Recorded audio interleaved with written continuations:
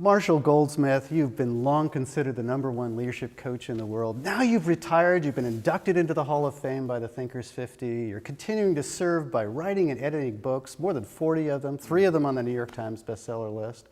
It's such an honor and privilege to work with and know you. Thank you for being with me tonight.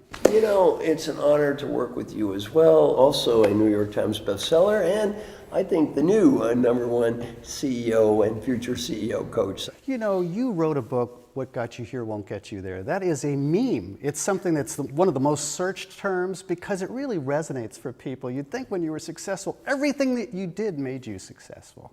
And it really helps point out the difference there. When you think about this concept of adding too much value, it was one of the big principles in the book. What did you mean by that? Well, you know, it's a counterintuitive concept.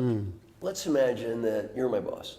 I'm young, smart, enthusiastic. I come to you with an idea. You think it's a great idea. Rather than just saying great idea, our natural tendency is to say, well, that's a nice idea. Why don't you add this to it?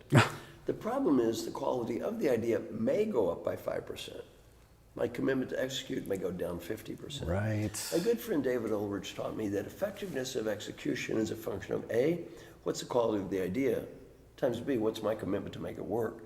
Well, we can get so wrapped up trying to improve the quality of the idea this much, we may damage the commitment that much. One of my great coaching clients retired a few years ago. His name J.P. Garnier. J.P. was the CEO of a very large drug company, GlaxoSmithKline. I asked J.P., what'd you learn about leadership as the CEO of this huge company? He said, I have learned a very, very hard lesson. And every time the people listening to us get promoted in life, every time they become more powerful, this lesson becomes more real. He said, my suggestions become orders.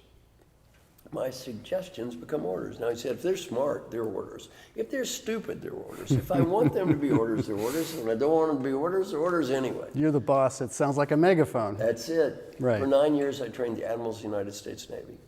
What is always the first thing I teach the admirals when they get that little star? You're an admiral, your suggestions become orders. Admirals do not make suggestions. When an admiral makes a suggestion, what's the response?